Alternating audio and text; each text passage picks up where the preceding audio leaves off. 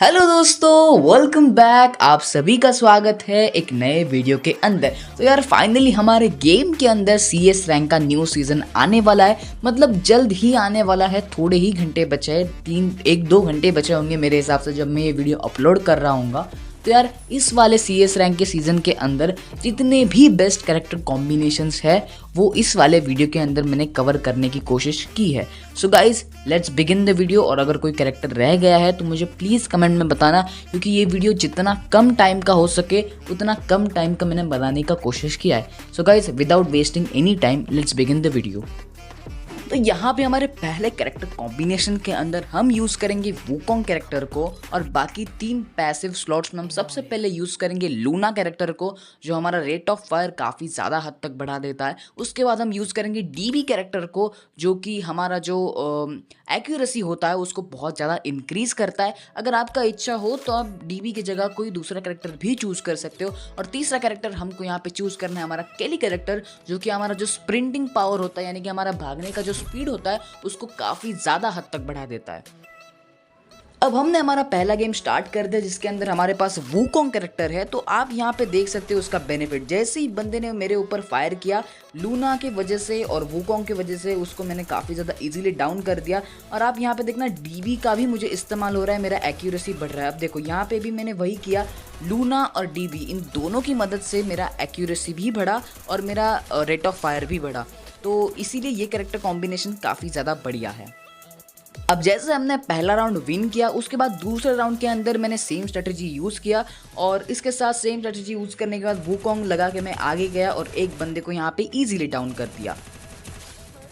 अब यहाँ पे मैं एक बंदे को मारने की कोशिश कर रहा था, लेकिन यहाँ पे मेरी गलती की वजह से मैं मर गया, और ऐसे करते करते सारे टीममेट्स मर गए। और ये वाला राउंड, यानी कि ये वाला गेम, मतलब ये वाला राउंड हम काफ़ी ज़्यादा बुरी तरीके से हार गए। लेकिन यहाँ जब नेक्स्ट राउंड शुरू हुआ, तब सबसे पहले यहाँ पे मैं थोड़ा फ्लैंक करके गया और एक बंदा मुझे यहाँ पे दिखा, जिसको मैंने बहुत ज़्यादा डैमेज कर दिया।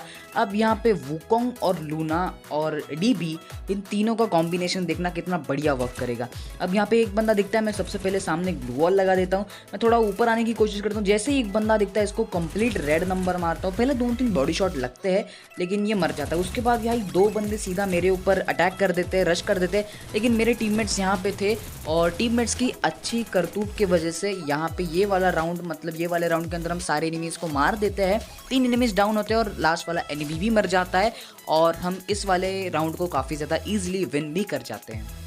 अब ऐसे करते करते इस वाले कैरेक्टर कॉम्बिनेशन के साथ हमारा पहला गेम बूया हो जाता है, जिसके अंदर मतलब ये कैरेक्टर कॉम्बिनेशन मुझे काफ़ी ज़्यादा सही लगा। अगर आप भी यूज़ करना चाहते हो तो इसको यूज़ काफ़ी आराम से कर सकते हो। अब दूसरा कैरेक्टर कॉम्बिनेशन हम यहाँ पे यूज़ करेंगे सबसे पहले एक्टिव स्किल के अंदर तासुया को, उसके बाद जोटा को पैसिव स्किल के अंदर, उसके बाद passive skill, second passive skill के अंदर मोको का यूज़ करेंगे, और थर्ड पैसिव स्किल के अंदर हम यूज़ करेंगे वुल्फरा का। अब देखो जोटा की वजह से हमें जब भी हम इन गेम फाइट लेते हैं और अगर हम किसी एनिमी को काफ़ी ज़्यादा डैमेज कर देते हैं तो हमें भी काफ़ी ज़्यादा HP मिलता है। और वुल्फरा तो आपको पता ही होगा, हेडशॉट का डैमेज बढ़ाता है सामने वाले को, और हमें अगर सामने वाला बंदा हेडशॉट मारे तो डैमेज डिक्रीज़ करता है। और बाकी मोहू का तो आपको पता ही होगा, एनिमीज़ का लोकेशन मार्क करता है, जिसकी वजह से हम आराम से सारे बंदों को ईजिली मार सकते हैं। अब देखो यहाँ पे ना तुम इस कैरेक्टर कॉम्बिनेशन की पावर देखना। अब देखो मेरे साइड का जो बंदा होता है वो भी तासुया लगा के आया होता है, जो कि पहले ही वो तासुया को यूज़ करता है, लेकिन मैं यूज़ नहीं करता, मैं वेट करता हूँ सही टाइम का,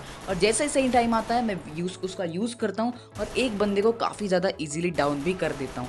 तो यार यही है कि कैरेक्टर कॉम्बिनेशन तुम कौन सा भी लगा लो, अगर तुमको उसको कहाँ यूज़ करना है ये पता नहीं है तो उस कैरेक्टर कॉम्बिनेशन का कोई भी फ़ायदा। अब देखो जैसे हमारा यहाँ पे थर्ड राउंड शुरू होता है, यहाँ पे फ़ायदा देखना वुल्फरा का। जैसे ही एक बंदा देखो यहाँ पे सामने आता है ना, उसको सीधा मतलब लगभग उसके पास लेवल 2 का हेलमेट था, लेकिन उसको बहुत ज़्यादा डैमेज होता है, और तासुया की वजह से मैं फटाक से रश मारता हूँ और इस बंदे को काफ़ी ज़्यादा ईजिली डाउन कर देता हूँ। तो इस कैरेक्टर कॉम्बिनेशन के अंदर हमें यही फ़ायदा मिलता है कि हम एक बंदे को डैमेज देने के बाद उसके ऊपर बहुत जल्दी फास्ट रश भी कर सकते हैं। और इसी के साथ इस वाले कैरेक्टर कॉम्बिनेशन के अंदर हमारा गेम जो होता है वो बूया हो जाता है और ये कैरेक्टर कॉम्बिनेशन भी काफ़ी ज़्यादा ओपी और बढ़िया है। अब देखो ये दोनों कैरेक्टर कॉम्बिनेशन जो मैंने बताया वो कम्प्लीटली रश करने वाले प्लेयर्स के लिए थे, जो कि कंप्लीट रश करके खेलते हैं। वो लॉन्ग से फाइट लेना अवॉइड करते हैं और शॉर्ट में जाके फाइट लेना मतलब वो पसंद करते हैं। तो इसीलिए ये दोनों कैरेक्टर कॉम्बिनेशन आप आराम से यूज़ कर सकते हो। अब हम बात करेंगे एक ऐसे कैरेक्टर कॉम्बिनेशन की जहाँ पे जो लोग थोड़े दूर रह के फाइट लेते हैं, राइफल से फाइट करते हैं, स्नाइपर से फाइट करते हैं, तो अब उस कैरेक्टर कॉम्बिनेशन के ऊपर हम बढ़ते हैं।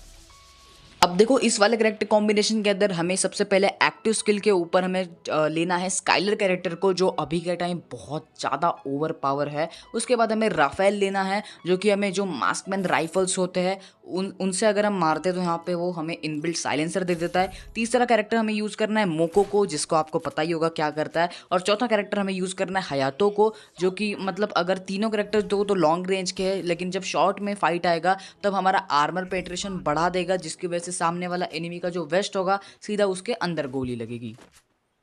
अब देखो मानो या ना मानो, लेकिन इस कैरेक्टर कॉम्बिनेशन का जो एक्टिव स्किल यानी कि जो स्काइलर है उसका जो पहला राउंड में भाई कोई भी काम नहीं होता, ठीक है। तो यहाँ पे उसका इतना भी ज़्यादा पहला राउंड में कोई काम नहीं होता, लेकिन आप यहाँ पे देख सकते हो एक बंदे को मैं वन टैप मारता हूँ, लेकिन हम पहला जो राउंड होता है वो हार जाते हैं। उसके बाद तो हम लगातार दूसरा राउंड भी हारते हैं, लेकिन उसके बाद जब तीसरा राउंड यहाँ पे मिल पे शुरू होता है, मैं सबसे पहले ACAT को उठा लेता हूँ।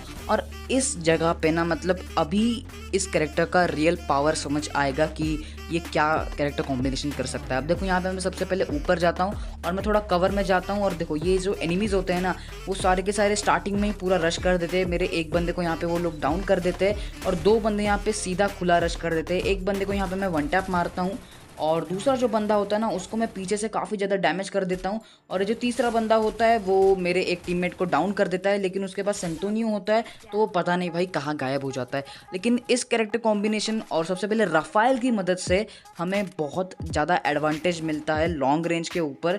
हम बहुत आसानी से बंदों को मार सकते हैं और उनको जल्दी पता नहीं चलता, वो कन्फ्यूज़ रहते हैं जब तक हम उनको मारते हैं। अब यहाँ पर एक और बंदा दिखता है जिसको भी मैं यहाँ पर देखो अब स्काइलर का इस्तेमाल हुआ, इसको मारने के बाद हमने ये वाला राउंड विन कर लिया। शायद ये बंदा बाद में हमें मार सकता था, 1v2 निकाल सकता था, लेकिन स्काइलर की मदद से हमने उसका ग्लू बॉल हटाया और उसको काफ़ी ज़्यादा इजीली मार दिया।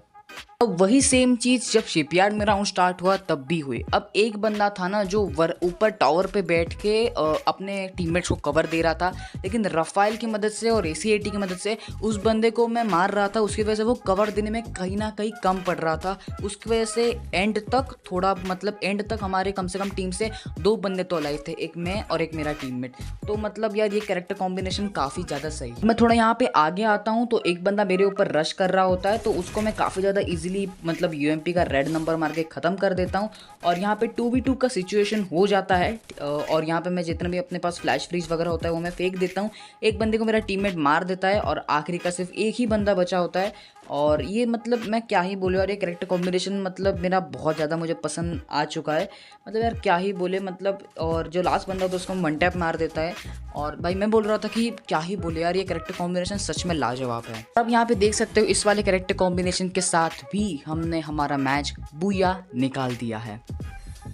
अब देखो जैसे मैंने आपको बताया था कि इस वाले वीडियो के अंदर मैं काफ़ी ज़्यादा लिमिटेड कैरेक्टर कॉम्बिनेशंस के बारे में बताने वाला हूँ। अब देखो हमने दो रशर्स कैरेक्टर कॉम्बिनेशन के बारे में डिस्कस कर लिया, एक जो कि लॉन्ग रेंज से हमें कवर देता है राइफलर के कैरेक्टर कॉम्बिनेशन के ऊपर डिस्कस कर लिया, और अब हम आज की वीडियो के अंदर लास्ट कैरेक्टर कॉम्बिनेशन के ऊपर डिस्कस करने वाले हैं, और वो है स्पेशली ग्रेनेडर्स के लिए। यहाँ पर तो सबसे पहले एक्टिव स्किल के अंदर आपको यूज़ करना है अल्वारो को, जो कि मेरा अवेकिंग अल्वारो है, और उसके बाद आपको एक्टिव स्किल के अंदर होमर को यूज़ करना है। सॉरी, अल्वारो को आपको पैसिव स्लॉट के अंदर यूज़ करना है।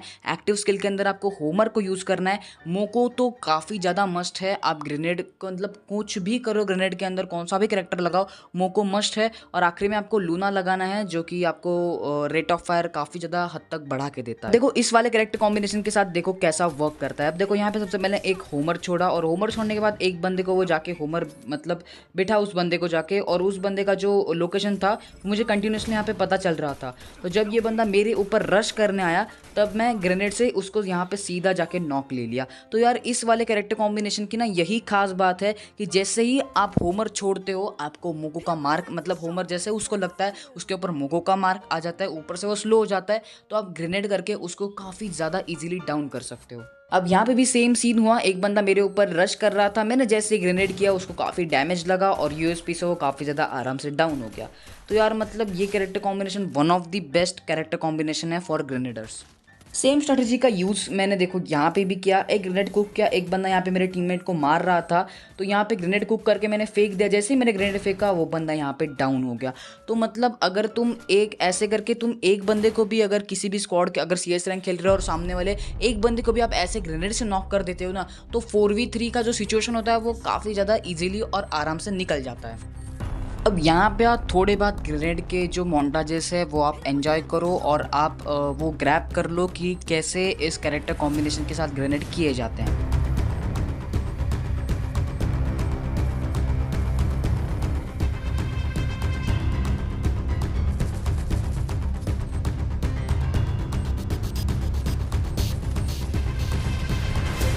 ये बाबूराव का स्टाइल है, तू ले।